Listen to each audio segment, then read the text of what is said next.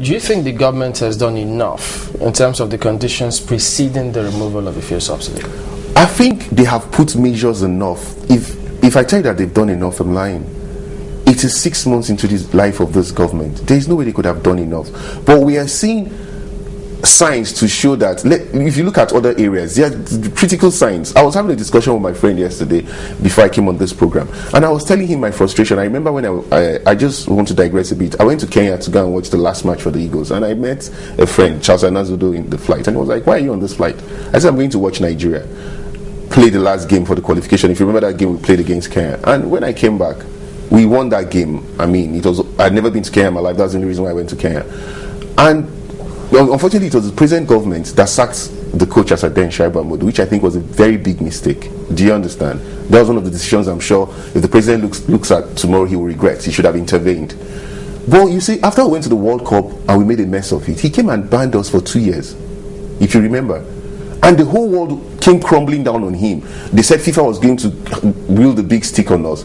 But at the end of the day, what have we done? Have we not banned ourselves for 2 years now? We have literally banned ourselves for more than 2 years. In fact, we're not going to take part in any competition until 2014. Is that not 3 years? In all categories of football. So it therefore shows that he came back again and said, look, we must take it from a holistic point of view. Our football has gone comatose. We all know how we love football in this country, but we must start from the scratch. And when the pressure came on him, he resigned the decision and decided to unban us. And at the end of the day, we banned ourselves. We could have saved ourselves the disgrace and shame. Is there any link to this? Yes, there is. No, the link is clear. No, the link is clear. Now he's saying, who is saying there is no going back? If there is no going back, why am I sitting down here? Why was the town hall meeting held yesterday? We had them quotes the authority say. No, Chamberlain, you can't say that there is no going back. What they're trying to say is that, look, to avoid the evil day is lurking around the corner. You heard Adam Soshimola, an ACN governor. He wasn't playing politics here. He was almost like the spokesman of the president yesterday. He said if this thing is not removed, the government will what? Collapse. Those were his words yesterday. I mean, let's not play politics here. Let's look at this thing from a holistic point of view. I keep using that word because that was exactly why I'm relating it. There's a tweet coming through. Yeah. Shagun Shokuton likes to know. He says, why is it hard for government just do the right thing? Nothing wrong in fuel subsidy removal, fix petroleum sector, and there will be no need. How do you fix the petroleum sector? Government is not good at doing business. Look at 1004. I have a couple of friends that stay there. I live in Lekki Phase 1. I know how 1004 was before it was sold. It was smelling. The elevators never worked the last 15 years. But if you go to 1004 lately, you will not believe that's the same place you have that used to exist. Government has shown that they cannot do business. There is stealing, there is corruption even among the civil servants. Like I would tell everybody, they said people are corrupt. Who does all those over invoice contracts? It's the civil servants that raise those over invoice contracts for the commissioners, for the ministers, etc., that filter away all those funds. So what we are saying here is that how can the government fix the refineries where we have been doing turnaround maintenance since I was a baby? Yeah, but in terms of the licenses, do you understand? There are those who are also asking, where do they get these importation licenses from? Where are those documents treated? Isn't it in the same government circles? No, but it is in the same government circle. You cannot stop somebody. Oh, I'm an importer. I have a tank farm, and I apply to get an LC. How will I make the 35 million liters? Let's just use 35 million liters, for example. How will I make up the 35 million liters if I start restraining people from importing who have the capability? Do you think it's easy to raise $8 billion in letters of credit to import fuel?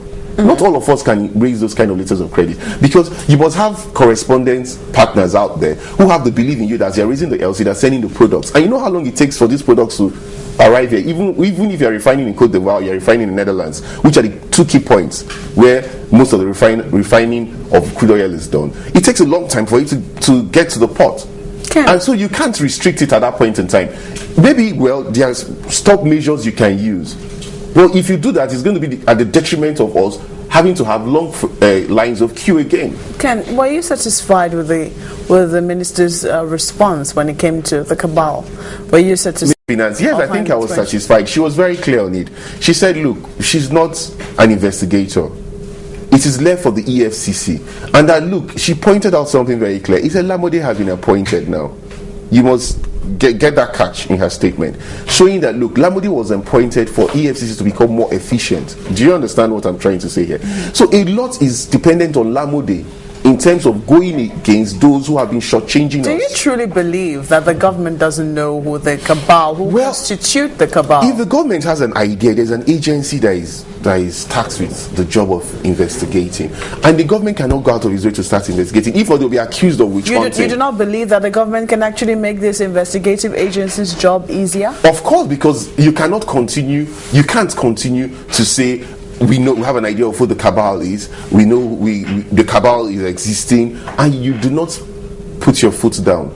But then again, it has to take the strong will of those who are in charge of these agencies that are in charge of corruption. You know why I say so? Did you see where I put it? Are in charge of corruption. Yes, the debate came up yesterday. But did you also manage to follow the Senate hearing on the management of fuel subsidy? Oh, I did. That was when it's still ongoing. The shame and name them, came up. And a host of companies were published, even though they say yes, some legal or legitimate marketers were on that particular list, yes, alongside those who were not legitimate marketers, alongside construction companies. That is why it is important. It is also important that the government doesn't act.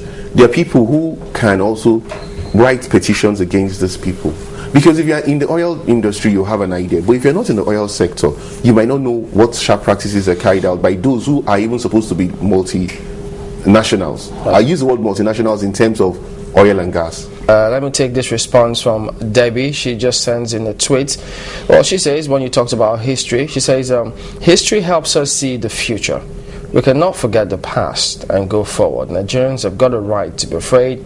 She thinks it's unfair that Nigerians should pay the price for corruption and for the cabals which the government has allowed and for some reason have refused to do anything about. Yes, Debbie, when I was talking about forgetting the past, I mean from the past you judge the future. I also went beyond that, if you remember, to say at a point in time the Petroleum Trust Fund did work. It did work because a few things were seen, a few impacts were made. It's just that they thought that there was an ethnic coloration to it because the North benefited more than the South. What I'm trying to say here, Debbie, is I'm not trying to justify the fact that because we've had this problem in the past, we should just push it all aside and move ahead. Of course, if we want to remain, and we remain thinking about what has happened before now, it won't help you move forward. All I'm saying here is, today, 18% of money used for fuel subsidy is more than what we are using for capital infrastructure. I've talked about Bini Road on this program. It's still very bad. No, why shouldn't we? Be talking about fixing the refineries? Some of the argument is turnaround maintenance. Yes, turnaround maintenance. That you remember that word, that phrase. Yes. The government kept on telling us all of that then, and by now we thought, let me quote Professor Tam David West. He was right here on the program, and he did say, if you have 4 cars or 3 cars and all 3 go bad at the same time, in his words, he said, you're a fool. So now we're trying to bring that analysis to our turnaround maintenance culture, which we never followed up till this moment. We have 4 refineries, 2 in Port Harcourt, 1 in Delta State, another one in Kaduna. So if 2 are working, you can fix the other 2 so that 2 can actually be producing.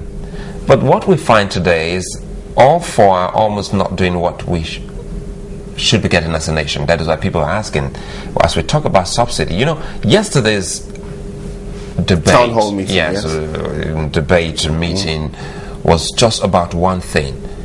First things first, what should the government be doing before they talk about the removal of subsidy? The government has come up with the turnaround maintenance issue you have brought up is something that have been used to filter a lot of money in the past. Oh, really? Yes, it's obvious, because when you say you're spending $800 million on turnaround maintenance and the refineries are not still working to 90%, and it takes this government to go and bring those who built the refineries, it tells you that there's been something wrong. Why have they not brought those who built the refineries in the past to come and do the turnaround maintenance? Kaduna is not working as we speak. Only Port Harcourt and Warri, and they're not even working up to 90% capacity. And we're even told that if all these refineries work to even 100% capacity, we will still have to do what? Import fuel. So do you think? So what do we do? Can they build a refinery in 3 years? This government? We have talked about the 6. Remember, they talked about building 6 modular refineries in the 6 geopolitical areas. What has happened? Nothing has been done. Is it about not possible that we are told that 100 barrels of crude oil, you need $3.2 billion. 100,000 barrels. 200 barrels, you need $4.2 billion. 200,000 barrels. 200,000 years, you need 4.2. No, 100,000, you need 3.2.